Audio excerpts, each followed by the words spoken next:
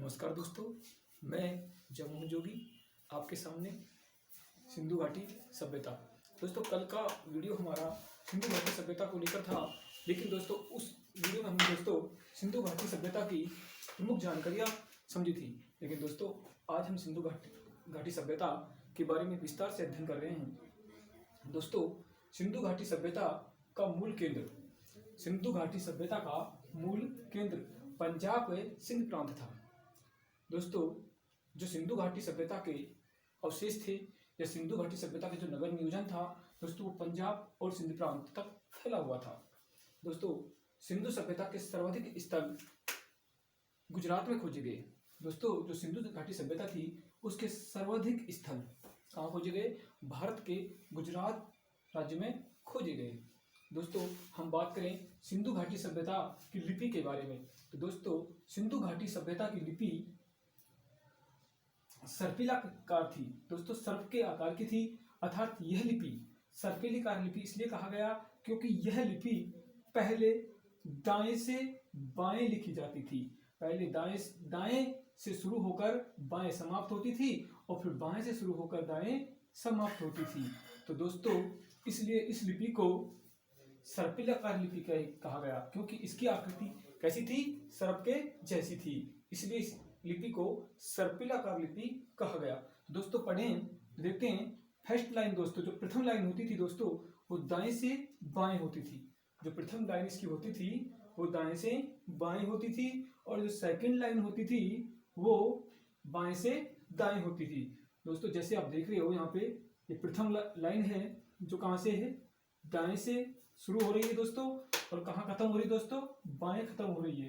कहाँ खत्म हो रही है? बाएं। तो ये दाएं से लिखी जाती थी और बाएं क्या होती थी? समाप्त होती थी। और जो दोस्तों इस लिपि को गोमूत्री लिपि भी कहा गया है। इस लिपि को क्या कहा गया है? गोमूत्री लिपि।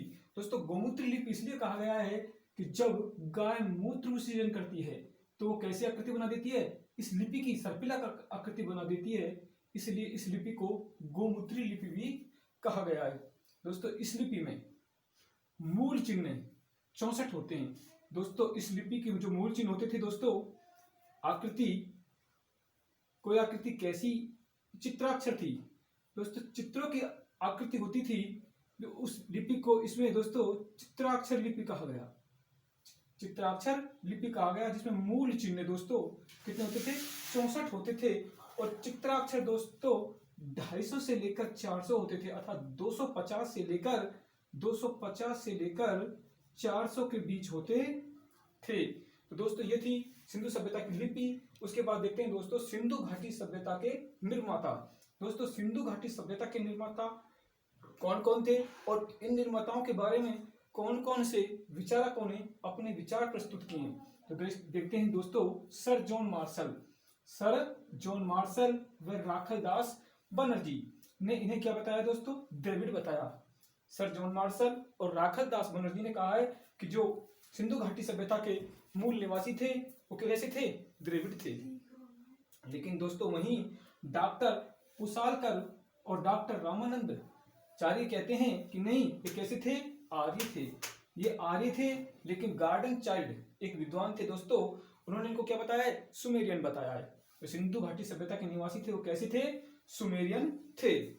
लेकिन दोस्तों जो सर्वमान्य मत है अर्थात जो सबका मान्य है वो कहते हैं कि जो सिंधु घाटी सभ्यता के लोग थे वो कैसे थे? भूमध्य सागरीय या द्रविड़ थे। जो सिंधु घाटी सभ्यता के लोग थे वो भूमध्य सागरीय थे और द्रविड़ थे। दोस्तों उसी के साथ सिंधु घाटी सभ्यता के प्रमुख नगर को बढ़ते क्रम में कई बार दोस्तों क्वेश्चन पूछ लिया जाता है कि सिंधु घाटी सभ्यता के नगरों को क्रम से व्यवस्थित करो।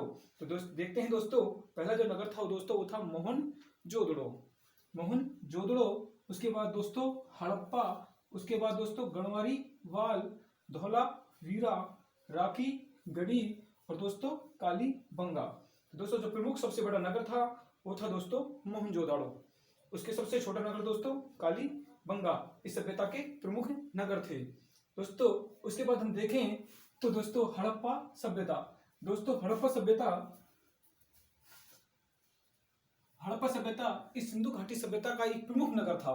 सिंधु घाटी सभ्यता का एक प्रमुख नगर था जिसका नाम क्या था दोस्तों? हड़प्पा। हड़प्पा की खोज दोस्तों सर्वप्रथम 1920-21 में जॉन मार्शल के नेतृत्व में दयाराम साहनी ने की थी दोस्तों। और यह सभ्यता पाकिस्तान के पंजाब प्रांत, यह सभ्यता पाकिस्तान के पंजाब प्रांत के मोंटगोमरी, हड़प्पा सभ्यता पाकिस्तान के पंजाब प्रांत के मोंटगोमरी, वर्तमान साहिवाल जिला, दोस्तों कौन सा जिला? साहिवाल जिला में स्थित है। और दोस्तों जो इसकी नदी है, जिस नदी के किनारे पाई गई है दोस्तों, वह है रावी नदी। अर्थात हड़प्पा सभ्यता किस नदी के किनारे है? रावी नदी के तट पर। दोस्तों इसका उत्खनन 1920-21 में जॉन मार्शल के नेतृत्व में दयाराम साहनी ने किया। अर्थात इस सभ्यता का जो उत्खनन किया था वो 1920-21 में जॉन मार्शल के नेतृत्व में दयाराम साहनी ने। 1926 में दोस्तों इसका फिर उत्खनन किया गया और उत्खनन करने वाले कौन थे? माधव स्वरूप वत्स। दोस्तों 1946 में इसके उत्खनन करता फिर एक मार्टिमर व्हीलर थे। दोस्तों अब देखते हैं हड़प्पा सभ्यता के हम नगर नियोजन। दोस्तों हड़प्पा सभ्यता का नगर नियोजन, दोस्तों हड़प्पा सभ्यता के अंतर्गत जो नदी थी दोस्तों, नदी के दाएं तट पर इन दोनों नगर थे। एक तो दोस्तों था पश्चिमी टीला और एक था पूर्वी टीला। ये दुर्ग टीला, ये नगर टीला। जो पश्चिमी टीला था दोस्तों वो दुर्ग टीला था और जो पूर्वी टीला था दोस्तों वो नगर टीला था। अब देखते हैं दोस्तों, पहले हम बात कर लेते हैं पश्चिमी टीला था दुर्ग टीले की। दोस्तों दुर्ग होता था वो चारों तरफ से विशाल दीवारों से घिरा होता था, अर्थात पक्की दीवार, चारों तरफ पक्की सुरक्षा की प्राचीर बनी होती थी दुर्ग के चारों ओर। प्राचीर जिससे कोई दुश्मन या बाहरी आक्रमणकर्ता आसानी से दुर्ग को न जीत पाए। उसके बाद दोस्तों बड़ी दीवार के साथ साथ ये दुर्ग घिरा होता था। और दोस्तों इसी दुर्ग में एक विशाल अन्ननागार और एक विशाल स्नानागार पाया गया है। अर्थात किसी संकट के समय में या बाढ़ या किसी आर्थिक संकट या किसी बाहरी आक्रमण के समय में लोग यहाँ से आसानी से पानी, जल और अन्न प्राप्त कर सकें, इसलिए दुर्ग टीले पे दोस्तों क्या पाए गए हैं? स्नानागार और अन्ननागार के अवशेष भी प्राप्त हुए हैं। दोस्तों बात करें नगर टीला की तो दोस्तों ये पश्चिम में स्थित होता था। ये दुर्ग टीला ऊंचाई पे था जबकि नगर टीला नीचे था। दोस्तों बात करें अब नगर टीले की तो दोस्तों देखते हैं कि नगर टीला में सड़कें व्यवस्थित ढंग से बनाई गई थी। प्रत्येक सड़क पक्की थी और सड़कों के साथ साथ ही ये सड़कें आपस में एक दूसरे को समकोण काटती थी। जो नगर टीला था दोस्तों वो एक व्यवस्थित नगर था जिसकी सड़कें एक दूसरे को समकोण काटती थी। बीच में दोस्तों एक मुख्य सड़क होती थी और सड़क से और छोटी सड़कें आपस में जुड़ी होती थी जो एक दूसरे को कहाँ काटती थी? समकोण पर काटती थी। दोस्तों इस नगर के जो घरों के दरवाजे थे वो मुख्य सड़क पर न खुलकर दोस्तों इधर इस सड़क पर न खुलकर कहाँ खुलते थे? गलियों में खुलते थे। इस सड़क के जो दरवाजे थे दोस्तों इन नगरों के जो दरवाजे थे घरों के वो मुख्य सड़क पर न खुलकर कहाँ खुलते थे? गलियों में खुलते थे। और गलियां कहाँ से जोड़ी गई थी? मुख्य सड़क से जुड़ी हुई थी। दोस्तों इसी के साथ साथ ही इन गलियों से लेकर मुख्य सड़क तक पक्की नालियों की व्यवस्था थी। इस सड़क तक गलियों से लेकर इस सड़क तक पक्की नालियों की व्यवस्था थी। अर्थात कह सकते हैं कि यह नगर बड़े नगर नियोजन अर्थात व्यवस्थित ढंग से बसाया गया था। प्रत्येक घर में जल के लिए उत्तम व्यवस्था थी। अर्थात जल के लिए क्या थे? पक्के कुएं थे। प्रत्येक घर में जल के लिए क्या थे? पक्के कुएं थे। दोस्तों घरों के दरवाजे कहाँ खुलते थे? मुख्य सड़क पर न खुलकर घर के दरवाजे कहाँ खुलते थे? गलियों में खुलते थे।